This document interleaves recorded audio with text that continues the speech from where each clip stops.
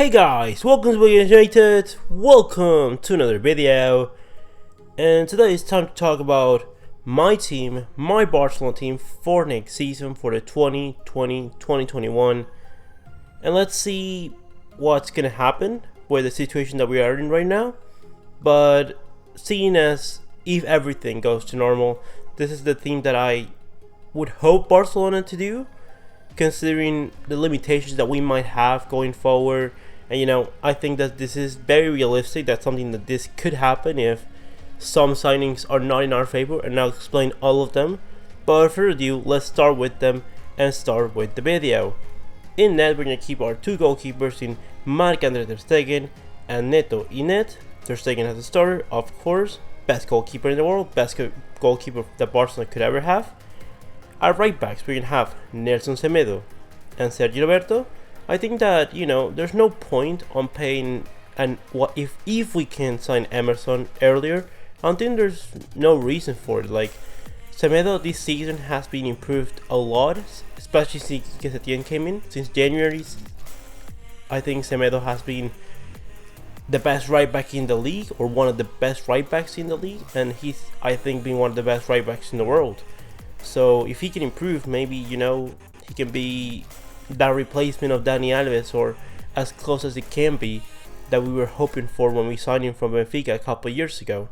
And I think Sergio Roberto is a perfectly competent right back. If he was a starting right back, I think that we've all forgotten how good Sergio Roberto used to be at right back.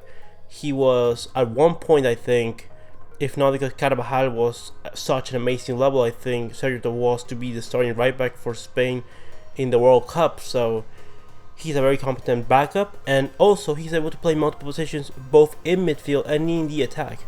Yes, not the most ideal thing to have Sergio Roberto in attack, but if you get like 5 players injured in attack, then playing Sergio Roberto is not such a bad thing at all. In center backs, we're gonna have 4 of them. We need 4 first team center backs. We've been seeing this season, especially this back end of the season, how it's affected Barcelona so far, only having 3 of them. And we're going to have Piqué, Jean-Claire Todibo, Samuel Umtiti, and Clement Longley as our center backs. And I know that a lot of people are going to be asking, well, we should sell Umtiti, or Todibo is going to go to Schalke. Where the thing is that I heavily doubt that Schalke are going to pay those 25 million for Todibo. And if they do, I think that we should consider Dayot Upamecano. So if we sell Umtiti, or if Todibo goes to Schalke, then I think Upamecano would be perfectly good. But for the time being, let's save as much money as possible, because that's going to cost about 60 million euros. And I think that Todibo has shown that he's really good. Piqué has been excellent since the back end of the season. Umtiti, I think that he still has potential to be one of the best center backs in the world. We're all forgetting that Umtiti used to be next to Rafael Varane before he got injured in 2018 after the World Cup.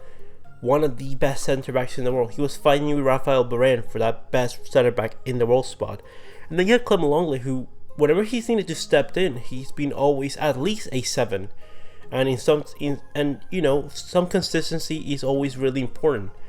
Like, it's not. I think it's better sometimes to be always a 7. Then sometimes being, sometimes a 10, sometimes an 8. A lot of times you could be a 5 or a 4. So consistency is something that should be rewarded. I think that defense, is more incompetent to fight for all competitions. At left backs, we're gonna have Jordi Alba and Junior Firpo. And the only reason that I don't put Marco Cucurella here is because he's gonna leave to Getafe. He's gonna leave to Getafe for 6 million euros, because there's already been offers for Cucurella, or interest from other big clubs, and Getafe, if they don't want to keep him, which they would probably like to keep him, but if they were going to sell him, they're probably going to sell him for 3 times whatever they're going to buy them from Barcelona for. So in all comparisons, I think Firpo is still a player that can be a good Barca player. I don't like that the atmosphere around the camp now, and from some supporters, is not positive towards Firpo. They're like always waiting for him to make a mistake, and I don't think that's positive for the player. And Jordi Alba as a starting left back, he's been excellent in his Barcelona career. He's not been so great this season, and some of his off the field antics, or like not not directly compared to what he as a player is, I'm not a big fan of, but him as a player, if he can keep his level, he should be perfectly fine for at least 1 more or 2 more seasons. I think that physically he looks okay. He's been crippled by injuries this season, but I hope that he can come back from that and be the Jordi Abidal we all used to remember as one of the best left backs in the world. Then in midfield, this is where it's going to become really interesting. We're going to have Sergio Busquets, Artur Melo and Frenkie de Jong as our starting center midfielders. And then we're going to have Riqui Puig and Eduardo Camavinga. We're going to make a big splash for Camavinga. And let me explain that to you, because I already explained in the Camavinga video a couple videos ago that what was my thoughts behind having Camavinga. And my thoughts were, let's go ahead and let's build a team that we can, build for the future. And if there is so much an emphasis that Frenkie de Jong needs to play in that pivot position, because I do believe that the Young would work the best in a Barcelona 4-3-3 as a double in a pivot where Busquets is right now. Let's go ahead and have Busquets, who already we know that cannot play every game of the season because he's just not physically able to do that. Let's go 50-50 Busquets, Frenkie de Jong, and Frenkie de Jong can play both in the midfield spot, and maybe he will get better going forward situations, being in that arriving into the box and being very dangerous, as well as playing the pivot position and being able to control the play, dictate the play, advance with the ball from deeper areas. And I think that will benefit Barcelona quite a bit. You have Arthur, that's always going to be the metronome. He's going to be dictating the play. He's the one that's going to be setting the tempo for Barcelona. Taking the ball away from him is nearly impossible, or it's really, really hard. And you're going to have Camavinga, who is going to be able to, help us press up the front, because I think that's something that Frenkie de Jong and Arthur are not helping Barcelona as much as they could. Them in the press is not that good, but having Camavinga, one of already the best tacklers in world football at just 17, in the future having a midfield of Frenkie de Jong as a pivot with Artur and Camavinga, it's a really young midfield, and they're only going to get better individually, and they're only going to get more adapted to the Barcelona system as years go on.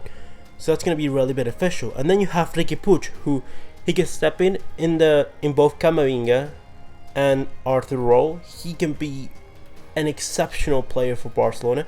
And if you need a more attacking midfielder, then we're gonna have the option that you see there up front, because we're gonna have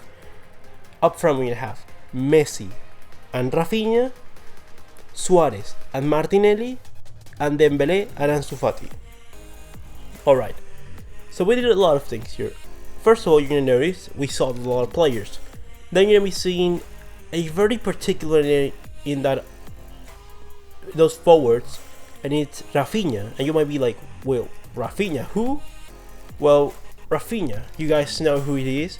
And I thought honestly we've been very unfair with Rafinha, all things considered, and I know that he hasn't been able to keep himself fit for a long period of time, but let's analyze that. Let's think, well, Rafinha hasn't been able to be fit at Barcelona, but let's look at why. Because the thing is that we've been seeing Rafinha out of Barcelona in all his injury crisis that has been happening since 2016-17. We've been seeing all that happen, but there's been 2 periods where he's been out of the club and he's not been as injured as much, if any. So those were at Inter, where he was the star of the team and helped Inter be really good in reaching those Champions League spots. And then you had this period with Celta de Vigo, where he's been the star of the team next to Iago Aspas. And yes, he had that injury at the beginning, but then he hasn't been injured and he's been excellent. Rafinha is one of those players that he is a very creative midfielder, will deliver, I would say he's the poorest man Kevin De Bruyne. And I'm not comparing the level of Rafinha with De Bruyne, but I'm saying that Rafinha kind of profiles in the De Bruyne model. Like, he is pretty much Kevin De Bruyne, just worst. But what is Kevin De Bruyne? Kevin De Bruyne is a player that's going to be able to dictate the play, that is very energetic moving forward, that can ping a pass to long distances, that can dribble on his own, that can take players out of the game just by him dribbling on them. and that going forward has a pretty good shot on him that can also contribute you defensively in the press. And I think that's what Rafinha is. Rafinha in the press is better than Artur, is better than De Jong, is better than Ricky Puig in the press. Like, he contributes defensively a lot. When you need to be sacrificed, when you need to be committed in the press, Rafinha is one of the first names that I want out there. Then you have him being able to play multiple positions. He can play as a right midfielder, he can play as a central midfielder, he can play as a winger in either wing. We saw it at the beginning of the season. At the beginning of the season, when we had the likes of Messi injured and Suarez get injured, and then Dembélé got injured, the best player in our forward line wasn't Griezmann, wasn't Ansu Fati, wasn't Carles Perez, it was Rafinha. That he went to Celta Vigo, I think, is unfortunate, and it was kind of unfair because last season, before he got injured, he was being a very, nice player to have around in the squad. And I think the same could happen here. I'm not saying that Rafinha needs to be the starter, needs to play an unbelievable amount of minutes, but to have the likes of Rakitic and Artur Vidal playing those minutes, while you can have Rafinha, who can play both in midfield and in attack, helping you cover in multiple positions, being also a player that, knows how we play, or at least adapted the way that we play. And that he's not too old, so he'll be able to, accept minutes from the bench, pretty much, and play he can still play 1,500 to 2,000 minutes a season, and I think that he will be perfectly happy with that. And then you have the likes of Messi, Suarez, and Dembélé, who, if we are gonna keep Dembélé, we need to trust Dembélé. Therefore, we need to have a position that he is gonna be an undoubted starter for Barcelona. And let's give him a season. Let's give him one more season. If he can keep himself fit, and when I say that he needs to keep himself fit, we need to be able to keep the rest of the squad fit as well. Like, it's not a problem with just Dembélé. I think we can all notice that it's not just a Dembélé problem, because Messi getting injured, Suarez getting injured, the likes of Rafinha, the likes of Artur, the likes of Jordi Alba, Sergi Roberto, the likes of Piqué and Umtiti during parts of the season. So it's not just a Dembélé problem, it's a problem of the overall squad, something that we must be doing wrong in training or something like that. We're probably not playing with enough intensity. So we need to give Dembélé a starting role. And if Suarez really wants to be the star man at Barcelona, and it's not something that we're going to be able to get off on, okay, let's go ahead, let's give Suarez a lot of minutes. Or let's say, Suarez, instead of playing 90% of the minutes of the season, let's lower your minutes, but let's lower it to 70. You'll play 70% of the minutes of the season. You'll be pretty much playing every minute from January onwards. And you'll play like about 30% of the minutes or 50% of the minutes from September to December. I think that should be fair. I think he should be accepting that. And then you have Messi able to play in that right wing, in that center forward role if you need be.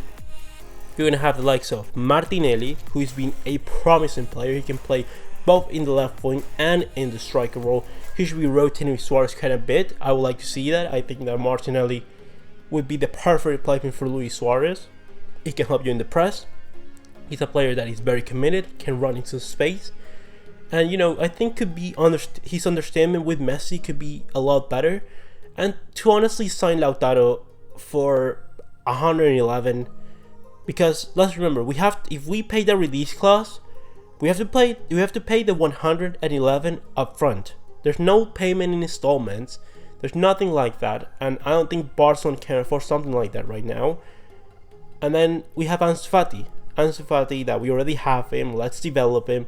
And if Dembélé for some reason is not professional, if he cannot keep himself fit, then Ansu Fati, we've seen it. He will completely take his position and will have no problem in personality to do so. So I think that we have a very balanced forward line here. We have the experience in Messi and Suarez. We have the potentially Martinelli, in Ansu Fati, in Dembélé. We have players that are going to be able to cover in those positions if need be, like Rafinha, like Sergi Roberto, maybe even Ricky Puig. In midfield, we have a lot of cover. If you need players, if we have a plethora of injuries, we shouldn't have, but if we do have them, we have the likes of Monchu, Jandro Orellana, Alex Collado. We have all those players from the B team that you can always call upon, and I think that they're ready to at least, be able to fill up the bench if need be.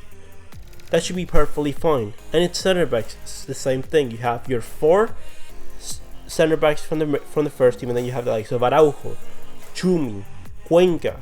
I believe that we have that Dutch guy that's 17 that looks very promising. Christian was given about some minutes in the first couple of training sessions we came in. So we have players in a lot of these positions that we can, have a really successful team. We can have all the players happy with the amount of minutes that they're playing. No Vidal situations, no Rakitic situations. We get to have profit on this because we get to sell Coutinho, Griezmann. We probably are not going to devaluate any of these players a lot in comparison to how we're doing it right now.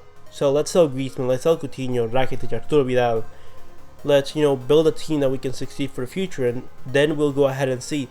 And if you make a mistake with this team, if this team has proven that needs a few fixes here or there, you're gonna have money to do so. You're gonna have money to play with, and if you need 1 or 2 star signings here or there, you're gonna be able to do so. Also, Emerson will be coming in, and you'll know what you need. If this season doesn't pan out perfectly fine, if you actually are lacking somewhere like very strongly, you're gonna know exactly what you need. Let's say Dembele cannot keep himself fit. Okay, you sell Dembele for about 80 million euros, and you bring in a superstar left winger that is not Neymar. If let's say De Jong has not been able to play in that DM spot perfectly fine, okay, you go ahead and sign Sandro Tonali or someone in that mold.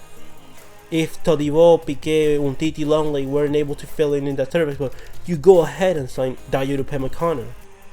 But at least compete for all trophies. This team should be more than capable enough to do so. But anyways, what do you guys think about this team? Leave me all your opinions and who you like Barcelona to sign next season. Do you think this is realistic? Do you think that we need better players? What do you think that this team would do next season? Would they win La Liga, the Champions League, the Copa del Rey? Leave me all your opinions in the comment section below. Comment, like and subscribe. And I'll see you next one, Blaugranas.